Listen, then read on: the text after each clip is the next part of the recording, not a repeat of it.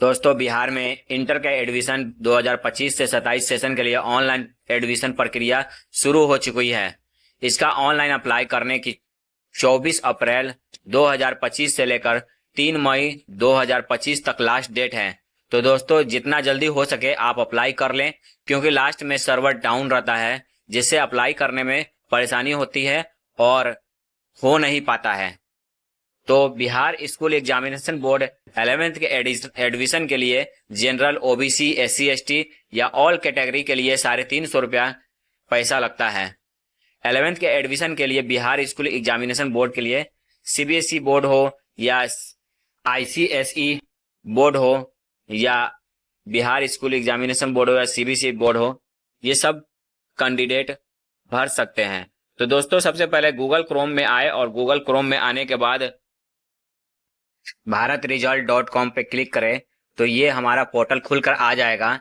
इसमें बहुत सारी इंफॉर्मेशन दिया हुआ है कि आपको बिहार स्कूल एग्जामिनेशन बोर्ड के लिए 2025 से सेशन के लिए ऑनलाइन अप्लाई, तो अप्लाई ऑनलाइन पे क्लिक करें। इस जगह पे आप क्लिक करने के बाद यहाँ पे दो ऑप्शन दिखा रहा है, तो एक प्रोस्पेक्टस के लिए जो ब्लू में दिख रहा है और एक जो है ना रेड कलर में दिख रहा है, तो ये यहीं से अप्लाई करेंगे। तो हमको डायरेक्ट इस जगह पे रेड वाला जो है कॉमन एप्लीकेशन फॉर्म पे, इस पे क्लिक कर देना है। तो इस पे जैसे ही क्लिक करेंगे तो हमारा पोर्टल खुलकर आ जाएगा। ये कैंडिडेट और OFFSS के माध्यम से आवेदन फॉर्म भरने के लिए मुख्य निर्देश, यानी कि क्या क्या निर्देश दिया गया है वो सारा चीज यहाँ पे पढ़ लेंगे अच्छे से। और पढ़ने के बाद जो है ना, इसमें जितना भी है प्रीव्यू देख लेंगे, तैयार कर लें। उसके बाद ऊपर निर्देश दिए गए अच्छे से समझ लिया और एवं फॉर्म भरने के लिए मैं तैयार हूं, तो इस पे एक नीचे से टिक है, टिक पे क्लिक करेंगे।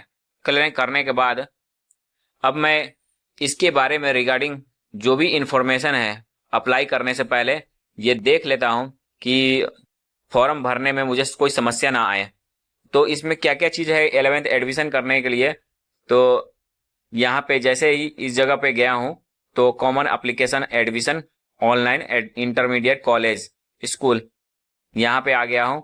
तो ये इस जगह पे फॉर्म भरने से पहले जो जो है ना आवेदन करना है या क्या क्या चीज़ है ना इसमें मांग रहा है, तो ये सारी चीज़ पढ़ लेंगे। उसके बाद टिक पे टिक करेंगे और क्लिक करने के बाद ये फॉर्म खुलकर आ जाएगा। तो फॉर्म खुलकर आने के बाद सबसे पहले यहाँ पे जो भी बोर्ड है, बोर्ड को लिखेंगे। बिहार स्कूल एग्जामिनेशन बोर्ड हो या कोई दूसरा अदर बोर्ड हो, ये जितने भी बोर्ड हो यहाँ पे लिख देंगे। हमारा बिहार बोर्ड है तो बिहार बोर्ड कौन से साल में पास किया, उत्तीर्ण किया है मैट्रिक, तो यहाँ पे लिख देंगे। एनुअल है या आपका दूसरा कुछ है तो ये भी लिख देंगे। उसके बाद डेट ऑफ बर्थ, तो हमारा डेट ऑफ बर्थ जो भी होगा डेट ऑफ बर्थ लिख देंगे। रोल नंबर लिख देंगे। रोल नंबर लिखने के बाद यहाँ पे खुद ब खुद लिख कर आपका नाम, अपना नाम, फादर का नाम, माँ का नाम, ये सब लिख कर आ जाएगा। लेकिन बिहार बोर्ड वाले के लिए, अगर बिहार बोर्ड से नहीं है अदर बोर्ड के लिए है, तो इस जगह पे हमें टाइप करना पड़ेगा। टाइप करने के बाद ये एप्लीकेशन में जो भी नाम है वो टाइप करना होगा, फादर का नाम लिखना होगा या आवेदन के माँ का नाम लिखना होगा। उसके बाद कैंडिडेट का फोटो यहाँ पे चिपका देंगे। फोटो डालने के बाद यहाँ पे कुल पूर्णांक टोटल फुल मार्क्स मांग रहा है, तो जितना भी फुल मार्क्स है वो यहाँ पे डाल देंगे। उसके बाद कितना प्राप्त हुआ है मैट्रिक में, तो ये हम डाल देंगे।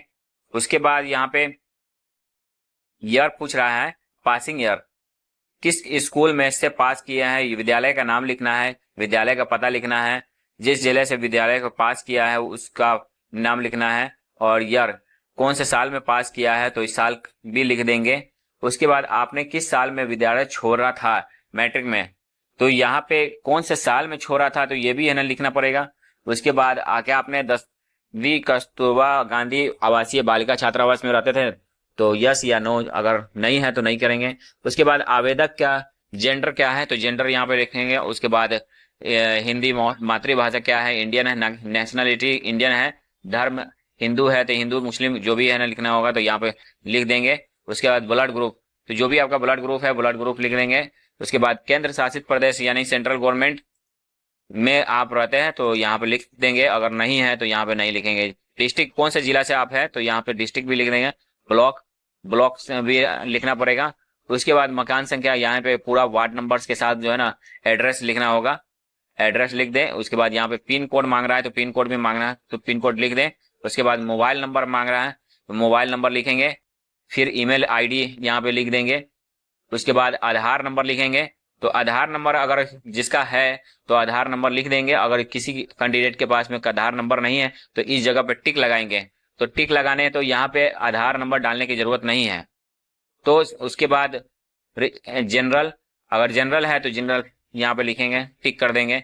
SC ST में आते हैं तो SC ST में टिक करेंगे। शेड्यूल कास्ट में आते हैं, बैकवर्ड क्लास में आते हैं या एक्सट्रीम EBC में आते हैं तो यहाँ पे लिख देंगे। जो भी है कैंडिडेट है वहां पे टिक करेंगे।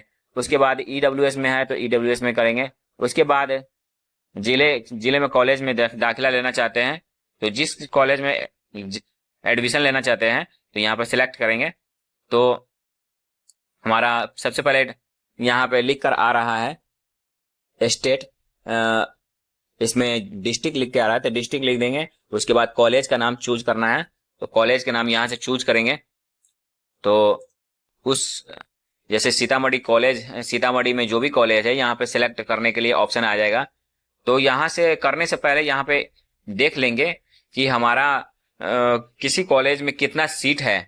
तो हमारा साइंस हो या कॉमर्स हो या आर्ट्स सब्जेक्ट ले रहे हैं तो उससे पहले यहाँ पे सिलेक्ट कर लेंगे। तो यहाँ पे इस वेबसाइट पे आने के बाद यहाँ पे सिलेक्ट करेंगे कि किस कॉलेज में कितना सीट है, साइंस में या कॉमर्स में या आर्ट्स में कितना सीट है। तो ये पता करना बहुत जरूरी है, जिससे आपको, अगर मान के चलिए कि अगर हम वहां पे कॉलेज का सिलेक्शन कर लिए और आपका साइंस का कोई आपको सीट ही नहीं है तो फिर यहाँ पे दिक्कत हो जाएगी, फिर कॉलेज में एडमिशन नहीं मिल पाएगा। तो इसके लिए जरूरी है कि आप सबसे पहले इस वेबसाइट पे जाकर देख लें और चेक करें कि आपके कॉलेज में कितना साइंस का या आर्ट्स का सीट है, उसी के हिसाब से आप अपना फॉर्म भरें।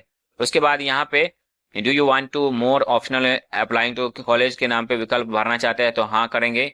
उसके बाद जो कॉलेज है यहाँ पे चूज करेंगे। तो हम पहले चूज किए हैं तो हमारा सीतामढ़ी में गोयनका कॉलेज हो गया, साइंस कॉलेज हो गया या जो भी कॉलेज है तो यहाँ पे चूज करेंगे। चूज करने के बाद फिर यस करने क्लिक कर देंगे तो सेकेंड ऑप्शन आ जाएगा। फर्स्ट हम क्लिक कर दिए तो सेकेंड हमारा ऑप्शन आ जाएगा। तो इसी तरह से सेम टू है ना सीतामढ़ी डालेंगे। उसके बाद यहाँ पे डालेंगे। उसके बाद लगभग 10 को टिक करना है, 10 को कॉलेज का नाम कम से कम तो डालना है।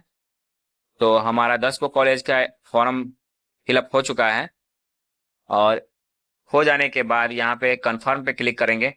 तो कंफर्म पे क्लिक करने के बाद हमारा 10 को कॉलेज सिलेक्शन हो चुका हुआ है। आगे OTP आएगा हमारे मोबाइल नंबर पे, तो OTP फीड कर देना है। फिर सबमिट पे क्लिक करना है। सबमिट पे क्लिक करने के बाद यहाँ पे हमारा कॉन्ग्रेचुलेसन लिख कर आ रहा है कि हमारा सबमिट हो चुका है।